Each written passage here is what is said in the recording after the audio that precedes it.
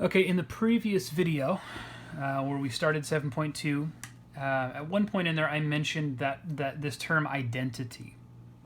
And that's something that we encounter all throughout this course, these things called identities. So I want to be specific about what I mean when I use the word identity. The word identity is actually an algebraic term. And believe it or not, if you don't remember this term, you did talk about this in your algebra class, but you probably went over it very, very quickly and then didn't use it much after that point. But what an identity is an equation that's true for every possible value that you can plug into its variable. Here is an example of an algebraic equation that is an identity. And actually there's, I'm looking at this, there's a little mistake here. There should be negative 2x right here. So negative 2x minus 1 plus 5x equals 6 plus 3x minus 7. This is an identity.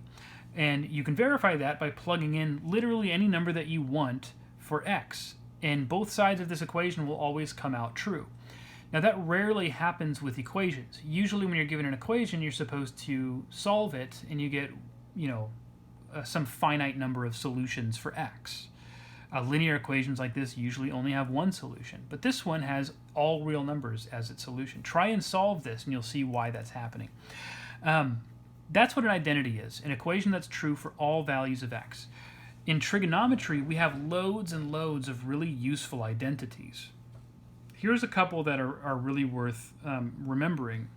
First of all, we're going to derive these. So notice what happens if I do sine of theta divided by cosine of theta. Sine over cosine. Well, sine we define to be the opposite side of a right triangle over the hypotenuse. And cosine of theta we define to be adjacent over hypotenuse. These hypotenuses can be canceled, leaving me with opposite over adjacent. That's what's left there. But by definition, opposite over adjacent is equal to tangent. What does that mean? Well, if I have any angle, if I want to find tangent of theta, whatever that angle theta is, one way of doing that is finding sine of theta and cosine of theta and dividing them. That's actually apparent in that table we looked at in the previous section. It's easiest to see right here. Sine of 45 degrees is root 2 over 2. Cosine of 45 degrees is root 2 over 2. Tangent of 45 degrees should be sine of 45 degrees divided by cosine of 45 degrees. But these two numbers are the same. What do you get when you divide a number by itself? 1. Okay? The same relationship holds true in these values here, but it's just easiest to see in that row. We have a similar derivation here showing that cotangent of theta is equal to cosine of theta over sine of theta. That makes sense because, again, if I take reciprocals of both sides of this, the reciprocal of tangent is cotangent, reciprocal of this would be cosine over sine. So these two identities are really, really useful. There's another set of identities that are useful as well. We call them the co-function identities. The reason we call them that is because they relate functions to the functions whose name sounds the same but has the word co in front of it. Sine and cosine, secant and cosecant, tangent and cotangent, and same down here.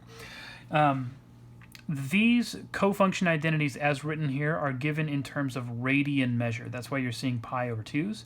However, you could replace any one of these pi over 2's with a 90 degrees and it's the same thing. Okay? So I want to talk about where these identities come from. I'm going to just derive the first one, but the others are derived in a very similar way. Suppose you have this right triangle, right? Here's the right angle, and let's call this angle right here T. Well, what do I know about a triangle, any triangle? I know that all three angles have to add up to 180 degrees, right?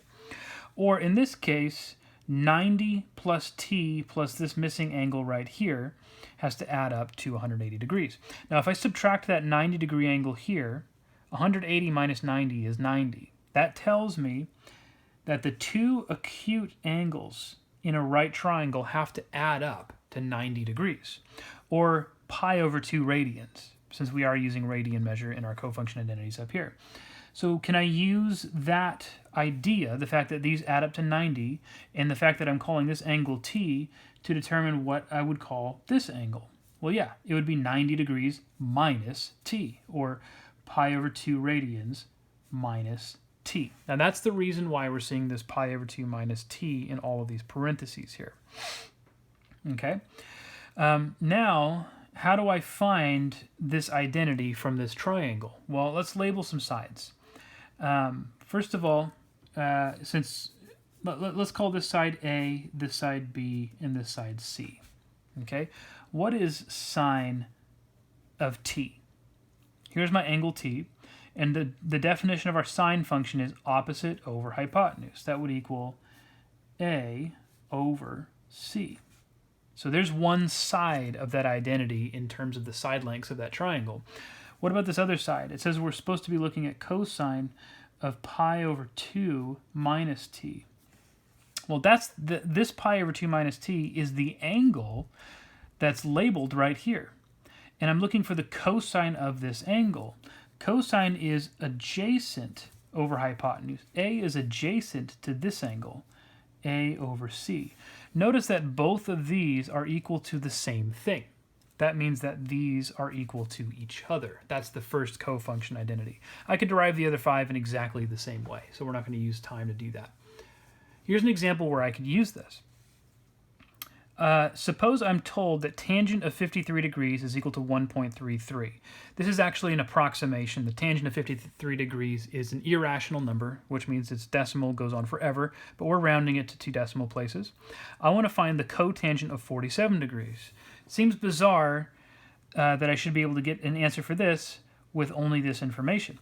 However, notice that cotangent of 47 degrees is equal to the cotangent of 90 degrees minus 53 degrees. Oh, sorry, actually that's incorrect. I wrote the wrong thing here. This should be 43 degrees. I had the wrong thing written there. Let's change that. Let's go like this. This is equal to cotangent of 90 degrees minus 43 degrees. I had a typo there. Why did I bother doing this? Well, 47 is equal to 90 minus 43, so that's valid to do that. But the reason I'm doing that is because 90 degrees is the same thing as pi over 2 radians, and now I have something that looks like cotangent, or here, cotangent of 90 degrees or pi over 2 radians minus some angle.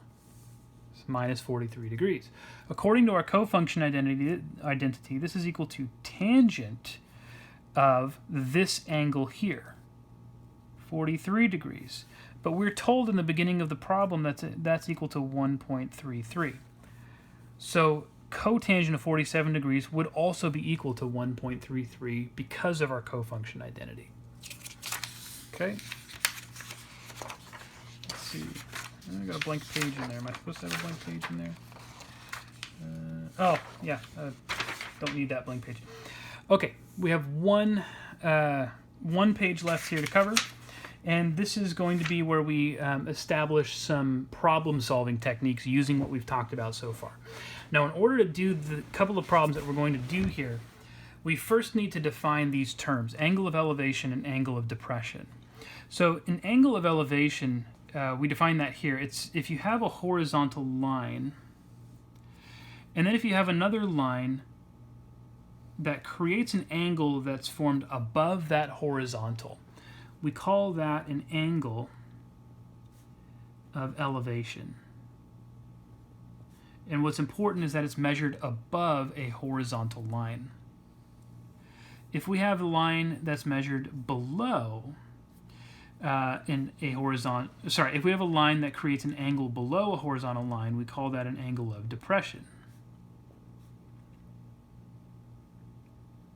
Okay, elevation means to lift up, and so up, above. That's kind of the correlation there. Depression means to be down, essentially. So this is below or down from this horizontal line. That's kind of how we remember that. So using these terms, we have a couple of problems that we're able to solve here. First of all, this one. From a point on the ground 40 feet from the base of a tree, the angle of elevation is measured to be 51 degrees. Can you find the height of the tree using this information? Okay, so let's try a picture. Let's suppose that this is my tree. It's like a little pine tree right there. And we don't know the height of the tree, but I'm going to just give it a name so I can use that somehow. I'm going to call it H for height. Now from this point on the ground, notice it's on the ground because it's down at the bottom, we know that the distance from that point to the base of that tree is 40 feet. Okay? We're also told that the angle of elevation is 51 degrees. By the way, both of these measurements are easy to take. It's easy using a tape measure or something similar to measure how far you are from an object, like the base of this tree. There's also a tool called a sextant, which can be used to measure angles of elevation. It's actually a very uncomplicated tool that's been used for navigation purposes for centuries. So both of these measurements are easy to take.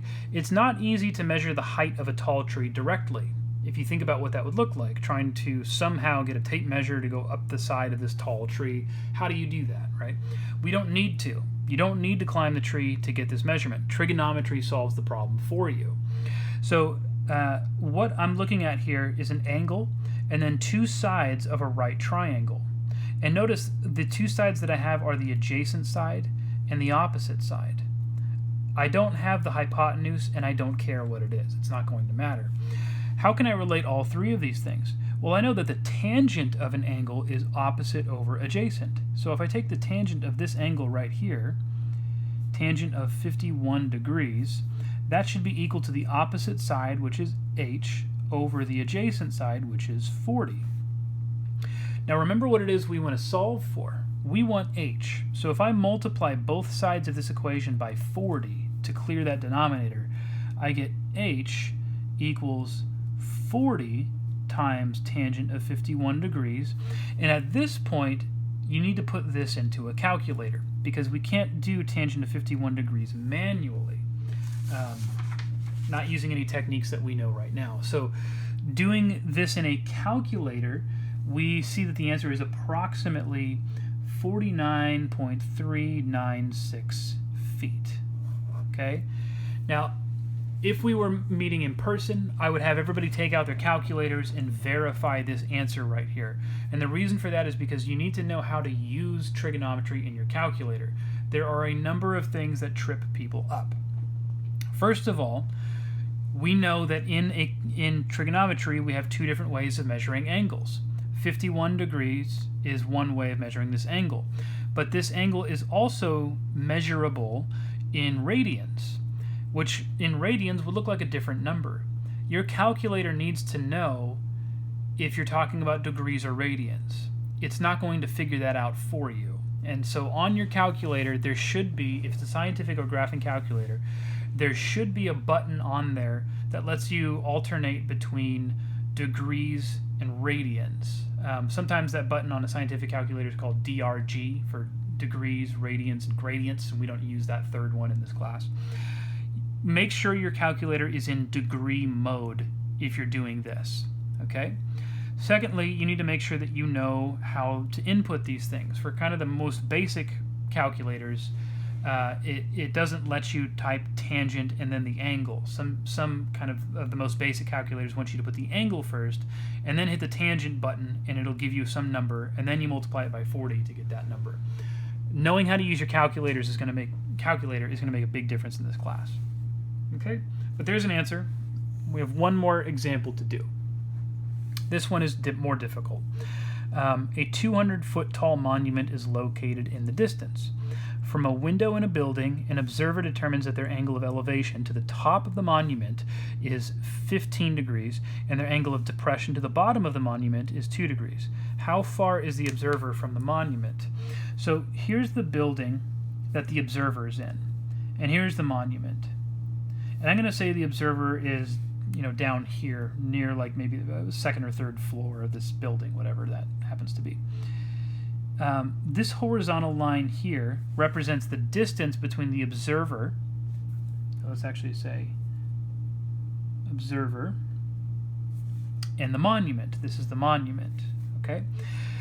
Now we know the height of the monument. It's 200 feet. We don't know the height of the building, and that doesn't actually matter for this problem.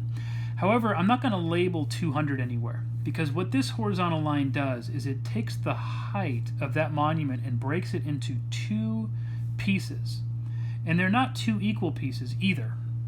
I'm not just going to say this is 100 and that's 100. It's pretty clear from my picture that one is much longer than the other.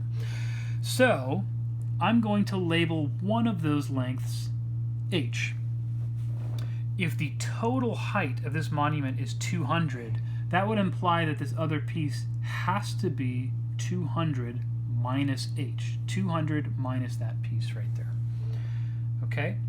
Now, using that information, there's more in the problem that we're told. So we're told the angle of elevation to the top of the monument and the angle of depression, which I didn't draw that line very well, to the bottom of this monument. Okay? Both the angle of elevation and depression are measured against this dashed horizontal line. This, we're told, is 15 degrees, and this is 2 degrees. Okay? Now, if you notice, what I've done here is I've created two right triangles in this problem. This one here that contains the 15-degree angle, and this one here that's upside down containing the 2-degree angle. Can I do something similar to what we did in the previous problem using a trig function to analyze this? Yes, let's take a look at that.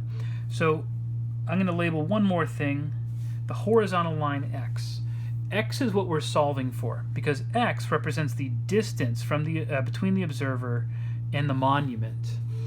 I want to create some equations here and then try to solve these for x.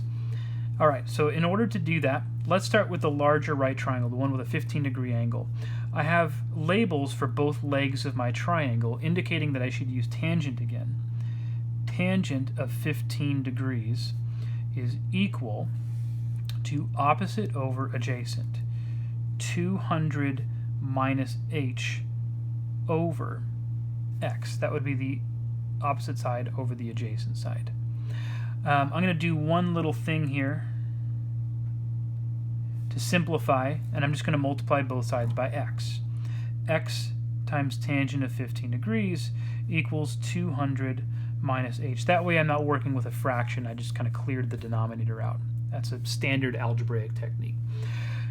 Let's leave that alone for a second, because I have one equation but two variables, an x and an h. From algebra, we know that you can't solve one equation if it has two variables in it. You would need two equations with those two variables, creating what we call a system of equations. All right? The second equation is going to come from the second triangle. Looking at this triangle, I have a 2-degree angle, and I'm going to try taking the tangent of that. Tangent of 2 degrees is equal to opposite over adjacent. In this case, that looks like h over x. And I'm going to do the same thing as before. I'm going to multiply both sides by x. X times tangent of 2 degrees equals h. Now, if you notice what I've done here, I've basically solved for h, but it's in terms of x. And that's okay, because I can take this and substitute it for the h that shows up right there. That creates the following equation. X times tangent of 15 degrees equals 200 minus x times tangent of 2 degrees. Okay? Now, beginners in trigonometry struggle with this a lot, so I want to try and make this as clear as possible. Tangent of 15 degrees is a constant. Tangent of 2 degrees is a constant. Both of these values you can get an actual number for if you plug them into a calculator. So treat that like it's an A and this like it's a B, or this like it's a 10 and that like it's a 12, or something like that. You can't divide both sides by 15 and cancel the 15 degrees out. There's no getting that angle out of that tangent, so don't try that. Instead, treat this thing as a whole. My goal here is to solve for x. The key is going to be getting both of my x terms on the same side of the equation. So I would add this entire thing over here, giving me x tangent of 15 degrees plus x tangent of 2 degrees equals 200. From here, I can factor that x out, giving me x times tangent of 15 degrees plus tangent of 2 degrees equals 200. And now I can solve for x by dividing both sides by this stuff in the parentheses here. X equals 200 over tangent of 15 degrees plus tangent of 2 degrees. If you plug this into a calculator, this is going to come out to approximately 660.35, and then remember we're measuring distances in feet here. Okay? One final note, I had to kind of squish that in the bottom there. If you're working with just a scientific calculator, or even a TI 83 or 84, it's very likely, if you're not accustomed to working with trigonometric functions in a calculator, that you'll get a different answer than this. And the reason that might be happening is because you're not working with your order of operations correctly. The way that I wrote this out, the tangent of 15 degrees plus the tangent of 2 degrees, that's the denominator. That needs to be treated like it's in parentheses. So I need to do 200 divided by whatever the result of tangent of 15 degrees plus tangent of 2 degrees is. If you simply type in your calculator 200 and then the division symbol and then tangent of 15 degrees and then the plus symbol and then tangent of 2 degrees, it's going to tell you something other than this, because it's going to do 200 divided by tangent of 15 degrees first, get a number, and then take that number and add tangent of 2 degrees to it, which is completely different than what this is. So please, in your calculators, try plugging this in and see what you get. If it's a number that's different from 660.35, it means that you're doing your order of operations incorrectly, and you need to be very careful about how you're using your calculator there. Also, make sure that you're using degrees instead of radians, like we talked about in the previous example. Okay, that's it for section 7.2.